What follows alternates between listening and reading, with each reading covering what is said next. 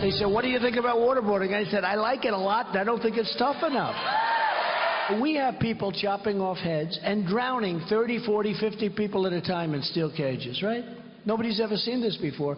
This is like from the Middle Ages. You know, you have to fight fire with fire. That was President-elect Donald Trump on the campaign trail, leaving open the possibility for the U.S. to once again start using enhanced interrogation techniques. Now, over the weekend, Senator John McCain voiced his concern over waterboarding, saying that the United States will never use the tactic again. But Vice President-elect Mike Pence wouldn't rule out the possible return of enhanced interrogation in a Trump administration. Watch this. President Donald Trump is going to focus on confronting and defeating radical Islamic terrorism as a threat to this country. And we're going to have a president again who will never say what we'll never do. Joining us now with reaction from inside Iraq. He's been there for 14 days. My friend, host of War Stories, Lieutenant Colonel Oliver North, as well as the author of the best-selling book, Defeating Jihad, Dr. Sebastian Gorka. Colonel, you actually asked a lot of the men and women there in the battle for Mosul what they thought of the election. What'd they tell you? I think we got the tape.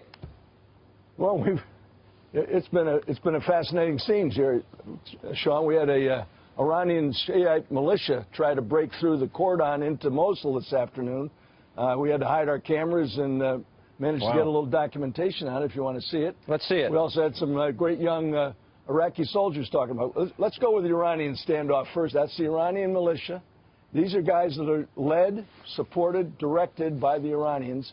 They have no business being in Mosul. The agreement was that they wouldn't go near Mosul, and now they tried to get in. There was a standoff this afternoon. Got a little dicey, as a matter of fact. Well, you're right there in the middle of it. I hope you're armed. Tell us about what the soldiers that you've been meeting have been saying about the election here, Colonel.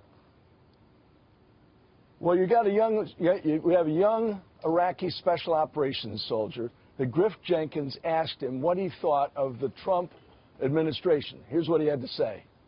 What do you think about the election? Location? The election. President, Trump. New president. Trump? It's very good because he told us, look, make America again great again. You think it'll be good for America and for Iraq? I am from Iraq. Do you think Trump will be good for Iraq? Yes, it's good because he told the truth. It's good in Iraq. You said the majority had that same sentiment. I think I think most people do. Certainly the U.S. soldiers that we've been with, we've been out here for 2 weeks now. We've covered just about every part of this country you possibly could. The Kurds like President Trump. They're looking forward to having a chance to chat with him about the future of what's going on here. Certainly the Iraqi soldiers that we've been with, the special operations troops, like that young soldier you just saw there, he believes in it. So I don't know where the controversy is, but it's certainly not over here. They're looking forward to a Trump administration. Yeah. Dr. Gorka, obviously Trump is inheriting a mess, and that's ISIS. I mean, the fact that we pulled out and cities that Americans fought blood and died for, Mosul and Ramadi and Tikrit and Fallujah now have to be fought over again, just drives me insane because this president didn't have the wisdom to stay there, created the vacuum for ISIS. What do we do at this point now? What's the best advice you give Trump? The very first thing that the president has to do is he has to rebuild our relations in the Middle East. Our most important regional partners, the Egyptians, the Jordanians, have been disrespected, have been shunned in the last 8 years, and they are the key to winning. The Kurds are great, but the Kurds have a very small fighting force, and they're not going to be recognized in Sunni areas. So it's going to be a lot of serious presidential diplomacy to convince everybody in the region who want to be our friends that America is back and we wish to help you and we have your six. We're not about invading these countries. We're not neoconservatives, but we're here to help you protect your countries. That's the first thing that the president, the 45th president, has to do.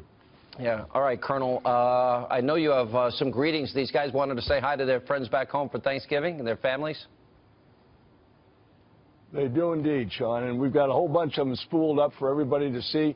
All they have to do is turn the TVs on 24/7. They'll get to see these youngsters that are out here serving our country in uniform. 101st Airborne Division, and these are great, great young soldiers. And I know, Colonel, you've been gone 14 days. You better get home. You're going to be in trouble if you don't get home over Thanksgiving. I saw your email this weekend.